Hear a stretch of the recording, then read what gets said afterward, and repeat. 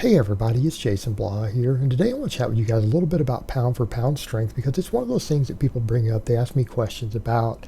I've had a regular subscriber actually ask me, hey, what's the best body fat to get the best pound for pound strength? And the reality is that I would say don't worry about pound for pound strength. Now, I'm not telling you not to worry about relative strength at all. But what people need to understand is that pound for pound strength, which means how much can you squat or bench or overhead press or deadlift or anything else relative to your body weight, isn't a particularly useful metric. Now, there are people who will give you standards for that as far as various programs go who are trying to sell you stuff. But the reality is those people don't know much about strength either if they're doing that. And the reason I say that is because once you have built a base and you've gotten reasonably strong, there's very little you can do to dramatically change your pound for pound strength. In other words, it's usually factors beyond your control. And the reason I say that is that usually after you've mastered a lift and you've got some neural efficiency and everything else, how do you get stronger on an exercise? Well, it's by getting bigger. You have to gain muscle. You have to gain muscle. And in terms of body composition, yes, getting leaner will improve your pound for pound strength, right? To some extent. So if you're over 20% body fat, obviously cutting body fat down will get you stronger on pound for pound. But for most people, usually by about that 15% mark, if you cut leaner than about 14 or 15% body fat, you're probably, unless you're using drugs during the cut, you're probably not going to see a very meaningful increase in your pound for pound strength because it oftentimes comes at a loss of tissue. So in other words, let's say you're 15% body fat and you lose 10 more pounds of fat. Well, that's a pretty small chunk of your body weight, isn't it? And usually if you're at that point and you lose another 10 pounds of fat, unless everything is perfect, your lifts will oftentimes go down just slightly. So if you've reduced 10 pounds of body weight, which might be, 5% of your total body weight, people are like, well, my pound for pound strength might go up 5%. Well, if your lifts all went down 1%, it only went up 4%.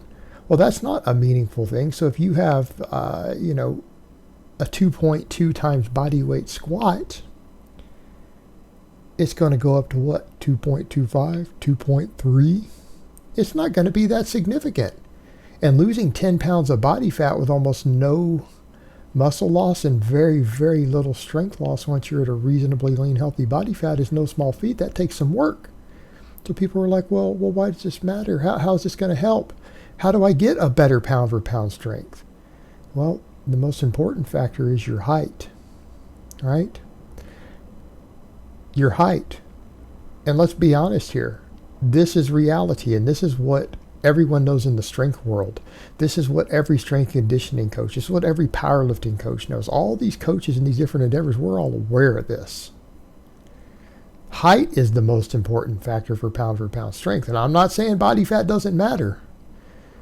But unless you're dealing with really fat people, it's not a huge factor anymore.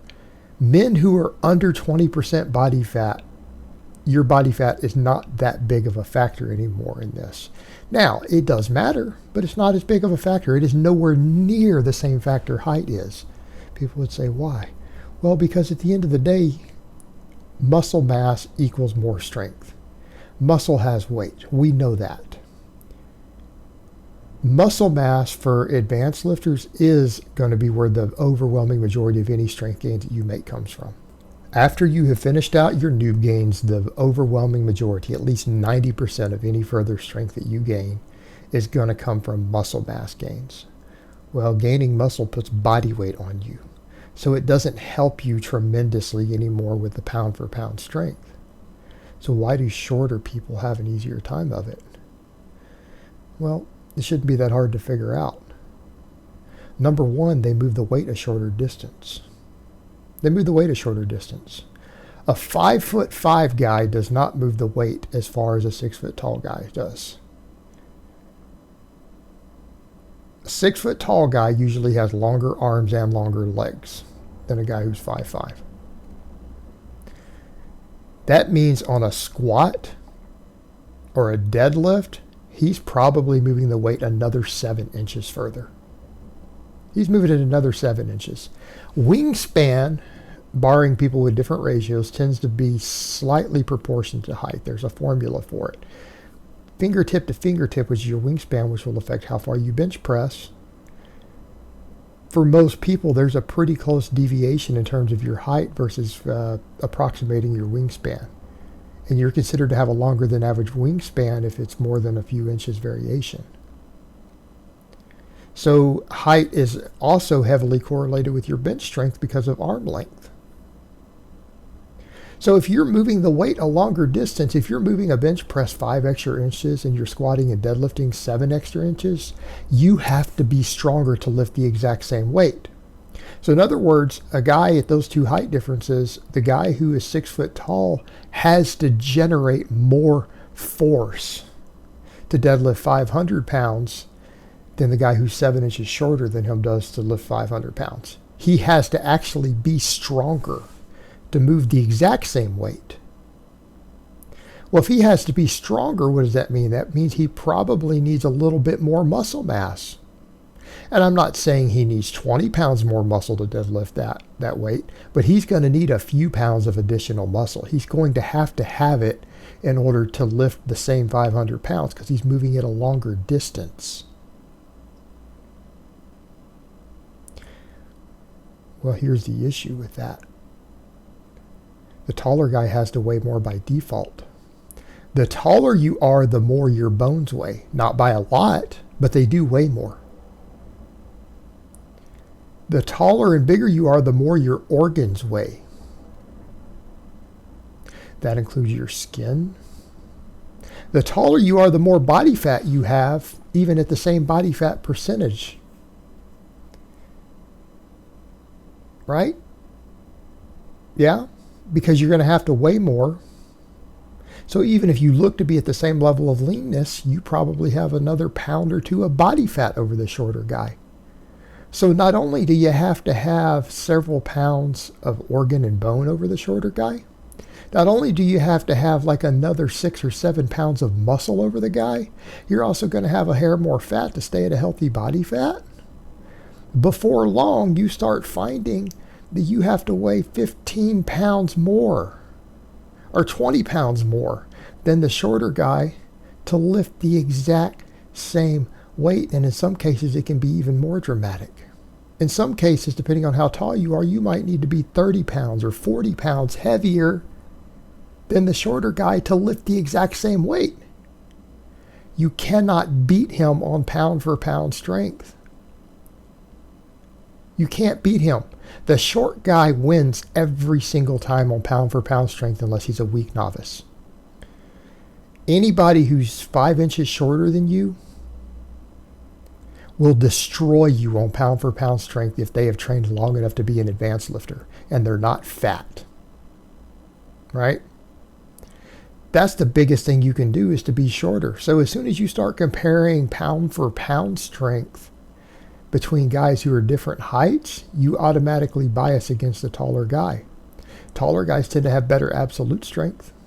People say, well, don't they have to move the weight further? Yeah, but their frame is bigger. They can hold more size. They can hold a lot more muscle. I mean, if you look at the world's strongest man competitors, look at some of their pound for pound strength. It's horrifically bad. Some of the world's strongest men, their strict standing press is less than their body weight. They can't even hit their body weight. Look at Thor. Look at the guy Thor. He only squats double his body weight. That's considered okay. I mean, having a double body weight squat is decent, right? It's good, but it's not great. If we go by the ratios, when we normally think of as pound for pound, it's okay. It's an acceptable strength standard. But is that considered phenomenal? No. How about their bench? His bench is like 1.2 times his body weight. This guy is considered to be one of the strongest men walking the earth. He can only bench 1.2 times his body weight. He can only squat double his body weight. And we got kids on YouTube who are benching double their body weight. So pound for pound, they're stronger than him. they're also a foot shorter than him or more.